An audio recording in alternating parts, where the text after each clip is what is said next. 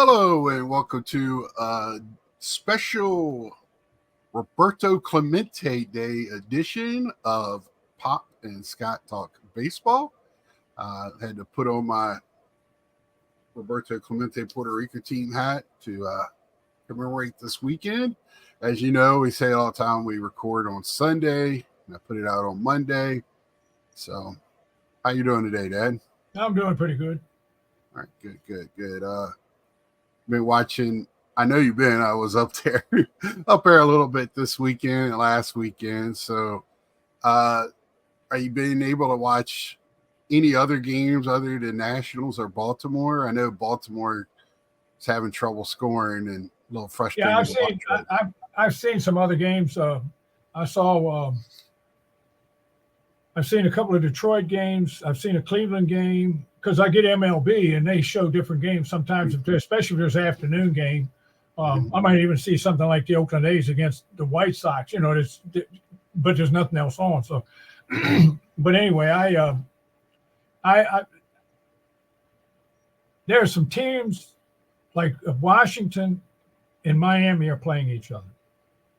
Neither team's very good, but you can see there's a lot of young kids on either one of those teams that they can build around. Right. Oakland's got about 2 or 3 kids that can play. One kid is just smoking, but they're not going to try to do anything until they get to Las Vegas. So that's 3 or 4 years away. If it ever happens. Right. Yeah. If it ever happens. I'm watching these games. And the games I don't see, a lot of times I pull them up and watch highlights. And the one thing I've noticed is in each league, there are 1 or 2 teams that are kind of going backwards a little bit, and another team or 2 that you don't want to play in the postseason. You just don't.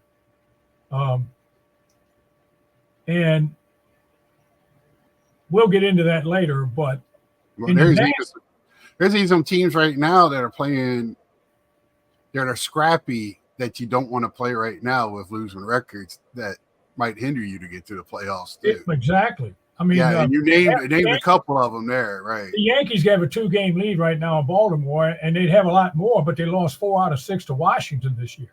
Right. That's right there's an example. Right. Boston should have beat him the other night. Judge hit a grand slam to beat him, and then Boston turned around and smoked Cole yesterday. So that's another thing. The New York media, I know the big city media, some of them just they go overboard. Yesterday, here's the big deal with the Yankees. Devers. Cole can't get Devers out. So during the week, they discussed, well, if Devers comes up, we might make a decision just to put him on. So in the first inning, Devers comes up and Cole drills him with a fastball. So I said, oh, that's not good. So he's on first base. Well, then they hit into a double play. And the next time he comes up, there's nobody out. He's a leadoff guy. And Cole puts up 4 fingers to put him on. I'm not pitching to this dude. So he steals second. Cole walks the next guy, and they scored 4 runs that inning. Well, hold on, Ed. So, okay, I told you he wasn't running good to first. They just put Acuna in the game to pinch hit for him. There you go. So they took him out because he's hurting. Yeah. Well, Acuna got 2 hits yesterday. Yeah, he did not look, and he played the field well. So what I was going to say about the New York media. Yeah, I'm sorry to interrupt you. No, that's fine. At the end of the game, it's important. At the end of the game, in the locker room. Now you have to remember the Yankees lost like 8-1. 4 runs scored that inning, but they lost 8-1. They only scored 1 run. In the locker room, they had Cole pinned up against the lockers, and all they wanted to ask him about was why did they do that? Because if you'd have got him out, then they wouldn't have scored the 4 runs. Maybe. Well, they scored 4 more. So and you only scored 1. So I was going, why is that so important? Every game, like he said, in every game you make decisions. Sometimes they work and sometimes they don't. Okay. Right. So if they put him on and they get him out of another double play, they'd have called him a genius. But it didn't work. So, that you're morons. You shouldn't have walked him. And I'm going, the news media want to know why the average American doesn't like him much. And that's a good example right there. Right. But anyway, that's neither here nor there. But I just had to bring that up because I'm sitting there watching this interview this morning. I had it on MLB before I went to church. And they're just, hammering him. Two of them. There was a man and a woman there just hammering him about why they did that. And I'm going, oh, my word. Okay, he pitches to him, and he gets a base hit and steals second. What? Give me a break. Right. So anyway, Devers came up later in the game. Guess what? He got a base hit. But anyway, Well, Devers he's a guy that's just lost on that team. I like a lot of for whatever reason, playing in Boston, you think everybody knows how good he is. But only the people that know baseball know how good he is. The casual fan doesn't. He's not a Judge or somebody or Tani or I don't know if he should be in that sentence, but he's not in that. He's not in that category, but he's definitely he's in the upper echelon of players, right? And in the second group down below that. That's but teams that are backing up a little bit. I said a few weeks ago, at the beginning of the season, the Mets were going to make the playoffs, and we'll look at the standings and the wild card and that in a little bit. The Mets were going to make the playoffs, and then a few weeks ago, I said Atlanta wasn't because they had so many people hurt. Well, Atlanta's starting pitching staff, in the last 15 games, are allowing 3 runs or less a game. The bullpen is allowing 1.5 runs a game, and they're winning. Mm-hmm. They've got the manager of the year in the National League, in my opinion, in Snitker. Right. And this team, this is one of the you better hope they don't make the playoffs, boys and girls, because you don't want to play them. You don't want to play this team. They got more grit, and you're not going to want to play them in a short series. Now, why are they still battling for a wild card? Because the Mets in Atlanta are about even. And another team is going backwards, and that's the Diamondbacks. Mm-hmm. Arizona is leaking oil. So when we get to the wild card, you're going to see, and we'll go over it again, there's 4 teams playing for 3 positions. Everybody else is so far back, there's no chance. Right. But one of those teams is going to be left out. And it's going to be the one, I think, that has the hardest time winning, because sometimes it's more the games you lose than the games you win. And right now, Arizona's having problems. They are really having problems. They got annihilated again last night. And that was at home. Mm-hmm. And they got Milwaukee. What's the guy's name? The shortstop? Willie Adames. He scored 2 touchdowns. He had a grand slam. I think he knocked in about 8 runs. It was amazing. Yeah, he hits. He's power hitting shortstop. That's for sure. Yeah, and anyway, so Arizona might be the team out because they're having problems right now. San Diego, Machado's starting to hit. They're starting to play better. Tatis is back. He's hitting the ball pretty good. They're getting decent pitching. There's a chance they can overtake the Dodgers. The Dodgers are leaking oil too. Dodgers, Glass now. He was on rehab Friday night. He had a setback. Yesterday, the Dodgers announced he probably will not pitch again until next year. They're hoping Buehler can come back. They said that, let's see. They have one other pitcher that they think might come back, but then they had 2 other ones that they don't know whether they're going to be able to pitch again or not. That's not in the regular season. Kershaw is one of them. He might be able to pitch in the So now their pitching staff, and they got beat by the Braves last night 10-1 because their pitching, they're down. He's using fire hydrants and phone booths. I mean, he's got nothing. I don't know what he's used. He's got nothing left. They brought up 2 or 3 guys from AAA, and the Braves just pounded them to death last night. So it was. And the other thing, I saw 2 games. Your stepmother and I sat there and watched 2 games. The Orioles playing the Tigers, and this Tigers is another team that's doing well. I mean, they're not out of it. I don't think they're going to. I don't think they've got enough games left to catch. Right. But they played 2. They're beating a team that's too far ahead of them. They should be playing if they were playing the team that was in front of them doing this, it would be a different story. They played 2 bullpen games against the Orioles, and you were there for the first one. And the guy and they had a no-hitter going in the 9th inning. And they wound up pitching 1 hitter with 2 outs in the 9th inning. And the guy I said was going to break it up did, Gunnar. Yeah, he called it. And they won with 1 hit. Yesterday, the Orioles were leading in the 7th inning 1-0, and they wound up winning 4-2. Gunnar hit a 2-run homer later. The Tigers are doing well, I mean, with what they've got.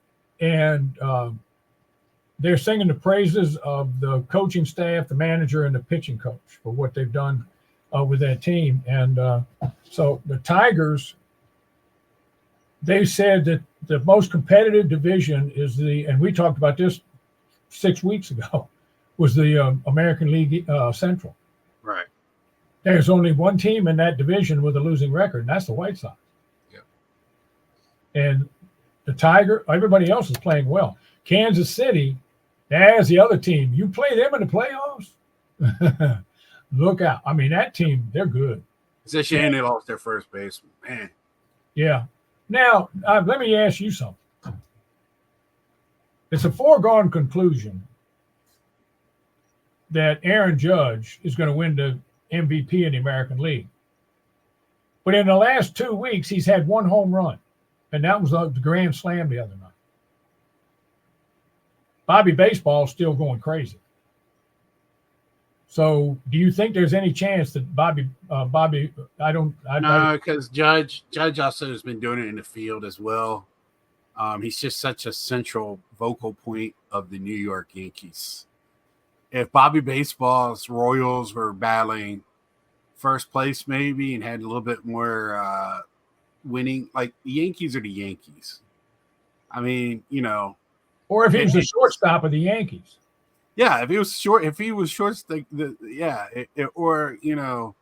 a big Dodgers nationally, but you know what I'm saying, just a bigger team with the Royals' history, in the now they haven't been a good team, and people look at that, writers, anybody, that you got to have some sort of little history. Yeah. Judge has that, and the Yankees have that, so. I think that's what gives him the edge. But I don't think anybody outside of New York would be upset if Bobby Baseball got it. But I don't think it's going to happen. Yeah, I just wanted to know because it's not enough talk and not enough buzz about that. It's more buzz about because Judge is still leading the American League in home runs and RBIs. Yeah, in batting. The only reason he does not, and he's got. And we were talking about it. Quan's the only one's got a better batting average. Yeah. And there's one other person, but we were like Quan's leading league. But his batting average has dipped because of right. Because he's got such a big lead in RBIs and home runs, they're not going to get caught. But his batting average has dipped because he stopped hitting a couple of weeks ago. Yeah, but I mean he plays above average center field. He's a smart baseball player. Yeah. There's more talk about the National League MVP than the American League. And I think now that if Ohtani, now the injury plays a part in this. If he's going to be out for a few games, that changes things. Well, it makes me when I saw him run the first, I knew he wasn't right. And then when Acuna come in, which I don't have a problem with Acuna. He played well I watched the whole game last night in his debut. And he hustles, plays a great shortstop. He, for being as young as he is, what is it, like 19, 20? He knows the game. I mean, you could tell breathes baseball, so he knows the game. Oh, just to bring this up, because it's kind of interesting, talking about 19.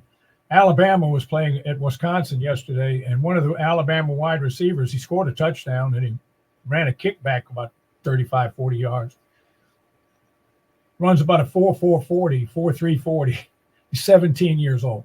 He came out of high school early because he was an A student and enrolled in Alabama last spring. I mean, the kid can fly. But anyway, this is another thing about, we talked about this too, when the Dodgers signed Ohtani and were paying him $2 million a year, how much money he was going to generate for this team. Well, I have some examples. Last year, you know when you watch a game on television and you're looking from center field, and they have the advertisement on the walls behind the catcher. Mm-hmm. And then they have some advertisement on the walls on the outfield in some of the places.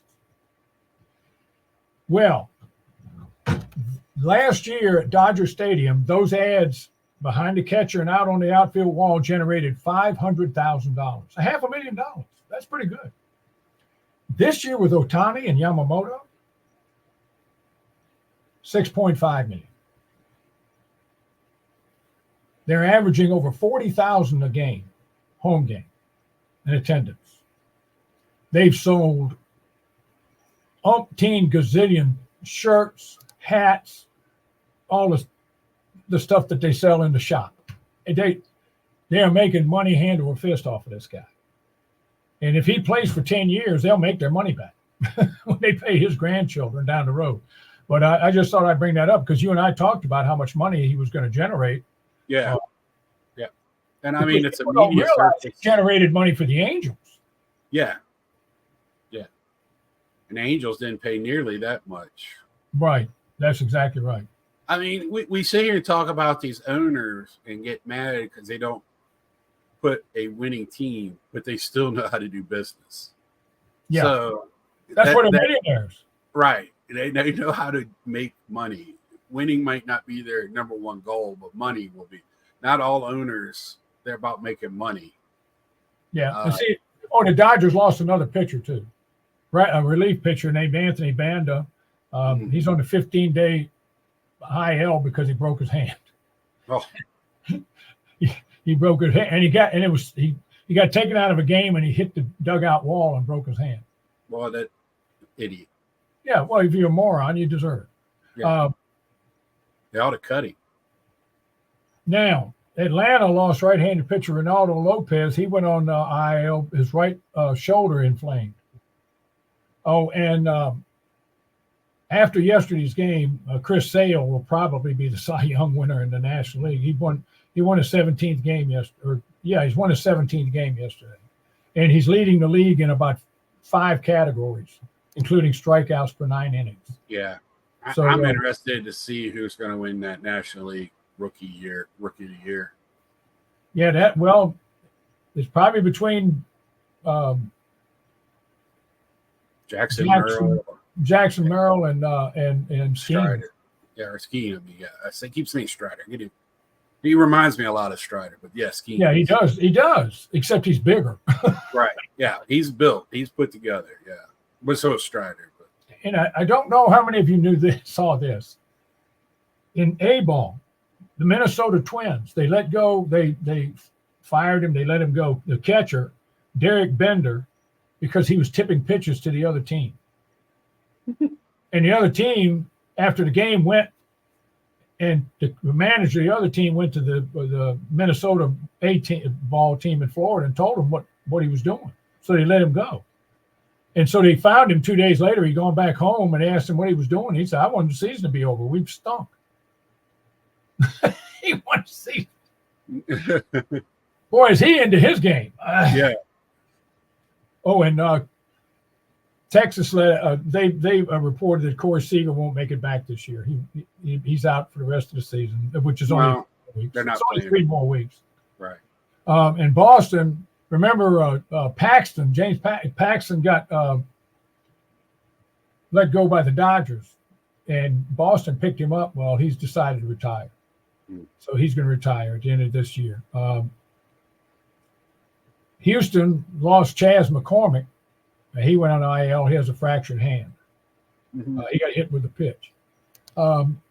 Sorry, Dallas is losing 35-13 in the second quarter. They're what? Losing 35-13 in the second quarter. Dallas is losing to the Saints 35-13. Yeah, Derek Carr looks like the best quarterback ever. And they're playing in Dallas? Yes. Well, look. Can't wait for the Washington-Dallas game because the Giants, who can't score on Colonial Heights, they got to kick off. The Washington kicked a field goal. They got the kickoff, went right down the field and scored. But anyway, let's get back to baseball. We can talk about winning teams.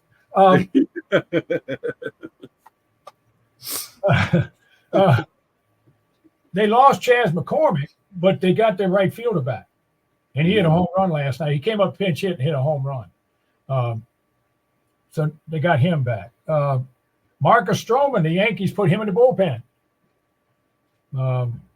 They're trying to get their pitching straight for the playoffs because their pitching is what's hurting them right now. Right. I mean, they're just having some problems. The O's, they were 3-7 in their last 10 games. And in that 10-game period, they hit 176. In the 10 games, they scored 12 runs. Here's another team that is leaking oil. Now, they won yesterday, but they get people in the scoring position. They almost had, the announcers almost fainted yesterday on Masson because they got a guy in from second base on a base hit. I mean, it was the first time without hitting, it said it was the first time they'd scored a run in about 12 games without hitting a home run. Right. And I've talked about that before. This time of year, you got to figure out how to score without hitting home runs. Because when you get into playoffs, especially the deeper you go and the weather chills and cools off. Oh, and the other thing is, too, in a lot of these ballparks, son, the wind changes. Yeah. When the season changes, the wind, like in Wrigley Field, in the spring and in the fall, the wind blows in. During the heat of the summer, it blows out and people score 35 runs. But in Wrigley Field, the wind blows in when the weather's chilly because it blows off the lake. Yeah, right now in the playoffs, I'm sitting here thinking, I think there's only 2 teams with a dome that's in the playoffs right now. So Astros is one. And Diamondbacks. Yeah.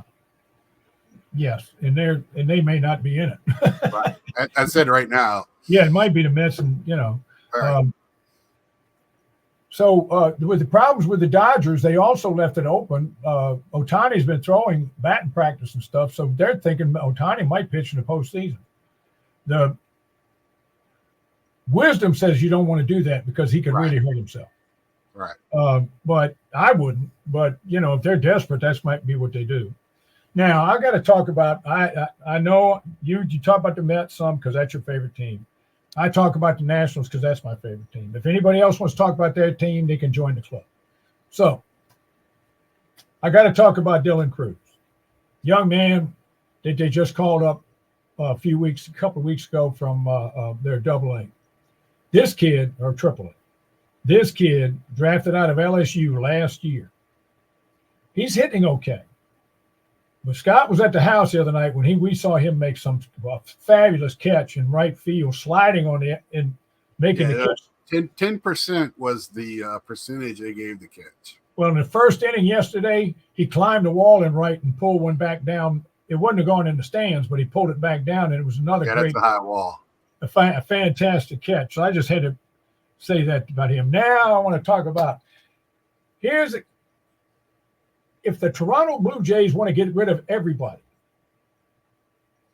you take Vlad Guerrero Jr.'s agent in the back room and say, "What do you want? We'll sign the check." Mm-hmm. He had his 500th RBI yesterday. 500, not 500. He's 25, folks. 25. He's got 10 more years to play. At least, yeah. With the DH, anything. Yeah, he's got 10 more years to play. if I was Toronto, I'd make sure I lock this guy up because he's just. If Ohtani hasn't taught anybody anything, and Judge hasn't taught anybody anything, and Harper in Philadelphia, these guys are gold mines for their teams. Look at all the memorabilia and stuff they sell, ads they sell, all this stuff. Trout does it for the Angels, and he ain't even played. Right, exactly. So Guerrero, they got to sign him. He started off slow this year, but he is going like a house of fire right now.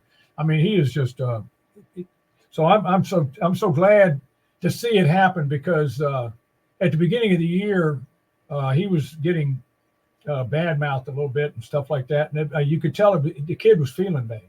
He was feeling bad, but nobody likes to be talked about. I mean, he's 25 years old. He's still a young kid, but he's playing great now, and I'm just happy for him. And I hope that in Toronto, here's a player that is a Toronto Blue Jay. I'd like to see him stay there. Right. Because in the era that I grew up, the players stayed with their teams. Until Curt Flood, the players stayed with their teams. Curt Flood started free agency, and the players stayed with their teams. So I knew my mother used to give me the fit. She said, "How come you don't know anything about your history test at school, but you know every lineup in the major leagues?" And I thought I've almost told her because they don't change. They're the same every year. All right, that's about all I got. And I don't have too many on the injury list, except unless you're a pitcher for the Dodgers. But anyway, looking at the standings. In the American League, the Yankees have a 2-game lead on the Orioles. And if you want, I've updated the schedule. We can go over it if you want, but if we don't need to, we can. I mean, if you see something pertinent. Well, I will say this. I believe this thing where the Orioles have the Yankees have the 2-game lead on the Orioles. The Orioles have to play in New York. So if the Orioles can sweep that or something, they can come back and win the division. But I think the Yankees should be favored to win the division because their schedule is to me, is easier than some of the others. Right. But they've got a 2-game lead on the Orioles. In the Central, Cleveland has a 3-game lead on Kansas City and 6.5 on Minnesota. And I just said 6.5 because Minnesota is one of the 3 wild card teams. In the West, the Astros are leading Seattle by 4.5 games. Now, Seattle has come back into the playoff picture for a wild card a little bit, and we'll go over that in just a minute. In the National League, the Phillies are 8 games up on the Mets and the Braves. Milwaukee's up 11 on Chicago, and the only reason I said that is because somebody has to be in second place. Right. In the West, the Dodgers are up 3.5 on San Diego and 5 on Arizona. So I think Arizona's pretty much out of that part of it anyway. The Phillies have the best record in baseball. In the wild card, in the American League, it's the Orioles, Kansas City, and Minnesota. Detroit and Seattle. Now, Seattle, we keep writing them off, or I do. Now they're only 2.5 back, and Rodriguez has lost his mind. He's in about 600 last week. Boston is 3.5 back. The Red Sox, they're only 3. Explain that. Right. In the National League, it's the Padres and Arizona, and then the Mets and Atlanta are 1 game behind Arizona. So those are the 4 teams. I'm going to put 3 teams, Arizona and the Mets and Atlanta, because I think that of those 4 teams, the Padres still have a chance to catch the Dodgers if they can't get their pitching straight. And so I think the Padres pretty much are a lock for the playoffs. But those Arizona and the Mets and Atlanta, that's a dogfight there. And here, see, then last week when I went over the schedule, Mets got a tougher schedule than these other 2, in my opinion. It's just me. They got to play. They're playing the Phillies now this weekend, and they got to play 4 more against the Phillies. Yes. Now it'll be in New York, right? But Harper. And this has been a playoff atmosphere. It's sold out all 3 games. Exactly. It's been rocking. 0-0 right now in the 5th inning. Well, the other team I wanted to point out that people might overlook a little bit, and I think might do well in the playoffs. They might fall on their face in the National League, because I don't think the Dodgers are a threat to the Phillies. I really don't. I think the biggest threat to the Phillies are the Mets in Atlanta, because they're in the same division and they play each other, you know. And I always feel like the Eastern team on the travel side of things has a upper hand. Always do. Yeah. But the other team that I think has a real shot in the National League maybe is Milwaukee. Now they traded Burns. Mm-hmm. They gave up another starting pitcher who signed in free agency. They lost 3 people out of their bullpen. They traded Hader to Houston last year. And they're 47 games up on the Cubs. I mean, this team, maybe it wasn't all the manager. No, it's a good system. It's run one other well-run organization. It feels like to me, these teams that don't have all the money in the world, they get these guys in that really know how to put a system together. The Rays, Milwaukee, you know, and not all the team on coaches. They spend money on coaches that know how to coach people. And I guarantee you, when you look at their minor league system, they probably have a farmer, the guy that's the head of the farm system that knows his shit. The guy, they probably have really good coaching all the way through, a good batting coach that goes around, a good way to get their players ready to come up.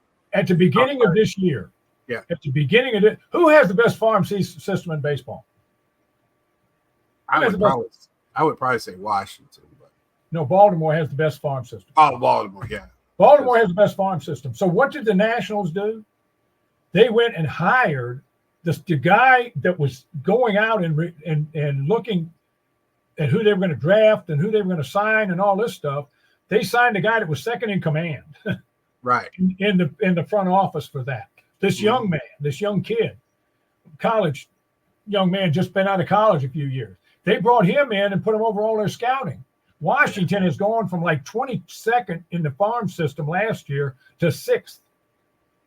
Yeah, by acquiring a bunch of other players. While during that trade deadline, Washington went out and didn't trade at the major league level much, but they traded down low. And they got a bunch of kids, and now they're looking good. And so they're bringing these people in that can, like you said, run the organization the right way. Right. Because I heard a couple of years ago, I heard an interview with the general manager when they were talking about maybe cutting a couple of the minor league teams, right? Leagues, because they're like moving forward, because college has gotten better and all that. So, and put more money into the other systems. And they were saying, well, how many players in the minors have a legit opportunity to make the majors? And he said 80 is the high-end possibility. Yeah. He said the rest of them, you already know, they're just spots fillers. They'll never get out of the minors. They're just going to keep moving around in the minors, making a decent living. Because once you become a veteran down there, you actually make a livable wage. It's those first few years that are lean. But, you know, that when you start thinking of it that way, that's tough. So, and you got to know as a general manager and you're head of your farm system, what 20% are you looking at? Exactly. Yeah, exactly. Now, I just want to go over this one more time. There's only a couple of things I wanted to mention here.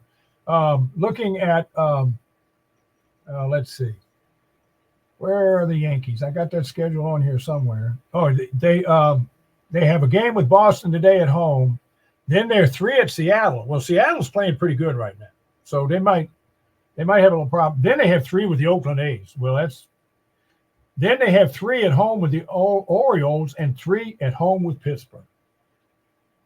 That to me is the easiest schedule left, in my opinion. Now, anybody can beat you. They're all major league teams. Don't get me wrong. But that's a pretty easy schedule. Mm-hmm. Now, in contrast, let's look at the Mets. They're at Philadelphia today for one game. Then they play 3 at home with the Nationals. The Nationals are no longer a pushover. Right. Then they have 4 home games with the Phillies. Oh, gee. Then they play 3 at Atlanta, who is trying to get a playoff spot. Oh, and then they play 3 at Milwaukee. Mm-hmm. You see the 2 teams in New York? One of them's got a whole lot easier schedule than the other one. I'm sorry. That's just the way to. I told you last week, I hope the Mets make it because I made the prediction. But boy, that if they make the playoffs playing that schedule, they deserve it. Yeah. They deserve it. And then maybe I won't give the advantage of the year to Snitker. I'll give it to the guy with the Mets. But they have to sweep the Nationals. That's almost. Yeah, they've got to sweep the Nationals because it's going to be very hard to go down to Atlanta and Milwaukee and win 4 of those 6 games. Yeah, you might go 3-3, but it's going to be very. Now, Milwaukee may not play pitch. They may rest some of their pitchers or something like that, or some of their starters because I don't know because they're going to have that week off. Well, wait a minute. No, they won't. They won't. No, they'll try to line up their best. It'll be Philadelphia and the Dodgers. Well, the way the Dodgers are playing, who knows? Milwaukee might be playing for that second week off. But I mean, the Dodgers right now they're not doing very well. But anyway, I just wanted to mention those 2 schedules because that to me. Oh, and before somebody wants to fire me, it's the same as it's been for the last 4 weeks, ladies and gentlemen. There's 12 teams losing records. 12 losing records in baseball. It's the same guys. It's the same guys. So, but the Phillies do have the best record. I'm still maintaining that they have the best all around. That they have the best all around team. But I mean that doesn't mean anything. But that's just what I'm saying. And one other thing, if we're getting ready to close, and that is Roberto Clemente is my second favorite player of all time. My favorite player when I was a kid was Duke Snider. I loved Duke Snider when I was a boy, a Brooklyn Dodger fan, and Duke Snider was my favorite player. And then he retired, and I became a Roberto Clemente fan. And I loved the way he played. And then he was not only a great baseball player, but he was a great person. And he died trying to carry relief aid to Haiti. So he's a special guy. He was a special baseball player. And I just wanted to say, if this is the weekend to honor him, then I want to honor him too. He's a special guy. Yeah, the reason why I looked into him because of course I never got to see him play. He did play a couple years in my lifetime, but you was too small. I've read on him. I've looked him up. The story, with the really terrible ending of his life, but doing a good thing, and that's why they have the reward, for him. The Roberto Clemente Reward is what you do inside and outside the game. And this year's people from each team, I've watched some of their stuff. And it's the only time you hear these type of things because a lot of times these players that do that, they don't let their publicists publicize what they're doing. Because they're doing it because they want to do it, not because it's a good thing for them.